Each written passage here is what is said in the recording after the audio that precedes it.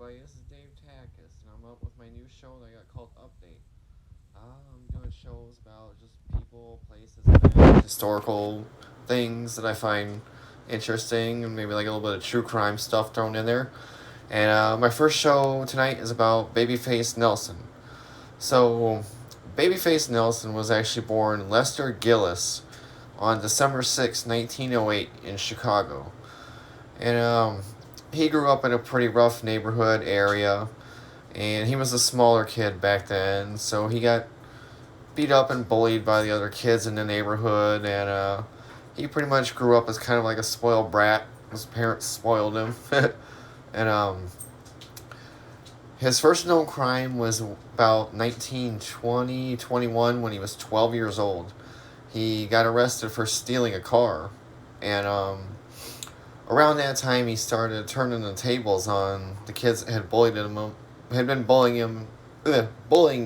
him, and was giving them some pretty nasty beatdowns. And from when he was 12 to when he was 18, he was in and out of the reformatory and jails around Chicago and northern Illinois for fighting and stealing and auto theft and that sort of thing. So by the late 1920s, when he's entering his 20s, he is running bootleg liquor around the Chicago area for a big time gangster by the name of Roger Toohey. And eventually he ran into a guy named Machine Gun Jack McGurn, who worked for Al Capone. And they brought him on as a muscle person. So the muscle people would go to a business for people that were refusing to buy bootleg liquor for Capone, and thump them around once or twice really good and let them know that, yeah, you are gonna buy his liquor or else. So they were only supposed to just rough them up a little, not seriously hurt these people. Well, Babyface was beating these people within an inch of his life, and Capone didn't like that. So you can imagine that if Capone thinks you're too violent of a person, that goes to show you just how bad and crazy Babyface really was. But that was just a sign of things to come. I'll be right back here in a second to let you know about the rest. So, after a couple of months of that, Capone had had enough and told McGurn, get rid of him or I will, which I think we all know what that means. So, when 1930 hits, he teams up with a couple of his old buddies from the neighborhood, and throughout the spring and summer of 1933, they committed a couple small bank heists across the northern Illinois, Chicago area, and they also became known as the Tape Bandits because they would break into wealthy people's homes and tie them up with tape and loot their safes of money and valuables and that sort of thing. Well, these bank heists weren't really that big a heist for the gang. They usually made off with like $4 or $5 grand. But they did make off with some pretty nice heists from those home invasion type of things. And that's where he actually got the nickname Babyface. And you didn't call him Babyface to his face. So, he committed his first known murders, I think it was late October, early November of 1930. He and his gang committed a couple of tavern robberies in less than a week. And he actually shot 8 people and killed 3 of them. So those were his first known murders. But they weren't going to be his last, not by a long shot. So, I believe it was in late January, early February of 1931, he gets captured. And he wasn't convicted of any of the murders that he had committed, but he was actually committed for one of the bank heists that he did. And he got a 2 to 20 year sentence at Statesville in Joliet. So he sat in there for about a year. Then in January of 1932, he went back to court for another one of those bank robberies that he had pulled back in 1930. And got another 2 to 20 year sentence. Somehow during court and his ride back to Joliet, evidently, I guess from what I understand, his wife had smuggled in a pistol to him somehow.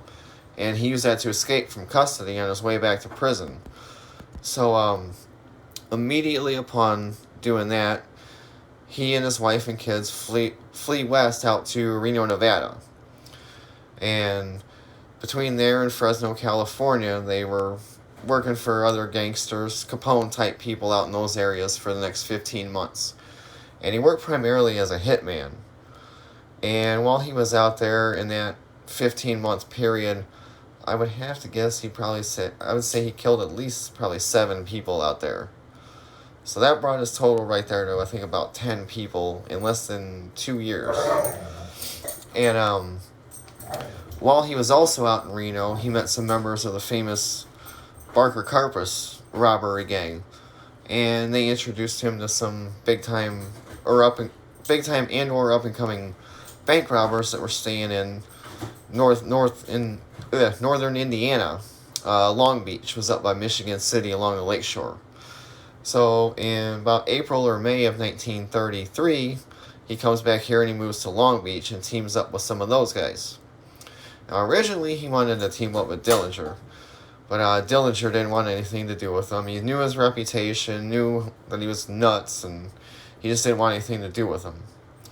So on August 30th, 1933, he teamed up with Eddie Bentz and Earl Doyle. And they were 2 big-time professional bank robbers from like a decade or so back. And the 3 of them went just across the border from Illinois into Grand Haven, Michigan. And they held up a bank there for $30,000, which is a large sum of money. I mean, it'd probably be about, 150, 200 grand today. And that was split 3 ways, so pretty nice take. So he laid low for a couple months after that, and then he hit again in late October of 1933. He teamed up with Tommy Gannon, Tommy Carroll, Homer Van Meter, and Charles Fisher, and they robbed a bank in Minnesota, and they made off with $32,000 at that time. So they laid low after that heist for several months, and let's say probably out late January, early February of 34, he had teamed up with John Hamilton, who had been in the state pen in here in Michigan City, Indiana, with Dillinger. And Hamilton said, hey, we could really use Dillinger in our gang. I think he would really help us out. So Babyface and gang member Tommy Carroll fronted the bribe money to crooked officials in Crown Point, Indiana, and Lake County to get Dillinger out of jail. And as we all know, on March 3rd, 1934, using a fake gun that they had smuggled into him, he managed to escape. Now, just 3 days later, John Dillinger teamed up with Babyface Nelson and his gang, and they hit a bank in Sioux Falls, South Dakota. And this is where Babyface would really prove just how dangerous and psychotic of a criminal he really was. So, John Dillinger, John Hamilton, and Babyface Nelson walked into the bank. Now, Dillinger and Hamilton were actually up, getting the money from the teller areas, while Babyface was supposed to be standing by the front plate glass window as a lookout. So evidently one of the tellers had set off the alarm, and this just made him just go berserk. He ran up to the counter, waving his machine gun, screaming and yelling and cussing at the top of his lungs, saying, I'm going to kill you, I'm going to kill you, I'm going to shoot everybody in here, until Dillinger put him in his place. So he's walking back to the plate glass window, kind of cussing Dillinger out under his breath, and no sooner does he walk back to the plate glass window facing the sidewalk than an off-duty cop comes walking up towards the bank. He goes, you want a cop, Dillinger? Here's a cop. And he opens up through this plate glass window with a machine gun and just sprays this cop down. I mean, miraculously, this guy survived, but he was very seriously injured. And he starts jumping up and down and laughing, saying, I got him, like it was somebody had said a funny joke. But that was nothing compared to what was going to happen next. So a few minutes later, they're leaving the bank, the 3 of them, and Babyface is in front of them. And as they're coming down the steps of this bank going towards their car, he just starts laughing hysterically, and spraying his machine gun at men, women, and children walking down the sidewalk and at storefronts, and just laughing hysterically as they're getting into the car. I mean, that's just nuts. I mean, who does that? No, that's just something you would see out of an action or a scary movie, that somebody would actually do that in real life. That's just nuts. And so a week later, they hit a bank in Mason City, Iowa, and he did end up shooting, I think, like 2 or 3 other people in that heist as well. And just in that week, from March 6th to March 13th, 1934, the gang made off with a little over, I think, $102,000 from those 2 bank heists. So, nice scores, but it came at a really high price, you know? So, after that, they went into hiding, and maybe about 6 weeks after that heist in Iowa, they were laying low at a resort in Wisconsin, and the FBI was tipped off, and they came and raided the place, and the gang managed to escape. And in escaping, Babyface actually gunned down, I think, 2 or 3 FBI agents and actually killed one of them and managed to escape in their car. So after that, it was really hot here in the Midwest for the gang, so they all kind of went their separate ways and hid out and laid low for a couple of months. So on June 30th, 1934, is when they committed their last bank heist. It was here in Indiana, in South Bend. And they made off with just under $30,000 on that heist. So after that, they went back into hiding. I believe he went back out to Reno, Nevada, and Fresno, California, with gang member John Paul Chase at that time. And in probably like mid to late November, they came back to the Midwest, and they were staying in a resort just across the border in Wisconsin that they had stayed at previously. But somehow the FBI had been tipped off. So on the morning of November 27th, 1934, the FBI had came up there while he was out running errands, and were in the process of setting the trap when he came back. And he realized this, of course, and sped off as the agents chased after him and were hurrying, and some other agents went back to the lodge and called the FBI office in Chicago and said, he just fled and we need to find him. So they sent carloads of FBI agents heading that way, and they encountered him near Barrington, Illinois. And after a brief car chase in which both cars turned around several times and chased and fired on each other, the FBI had managed to finally disable his car. So he gets out at the entrance to the Barrington City Cemetery, and there's a park nearby.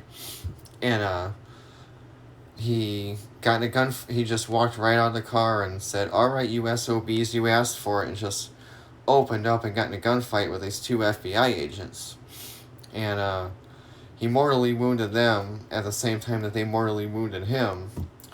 They died at the scene, but with him, his wife, and John Paul Chase, they managed to actually get back in their car and escape. Well, he died a few hours later in Wilmette, Illinois, which is a suburb up near Chicago somewhere.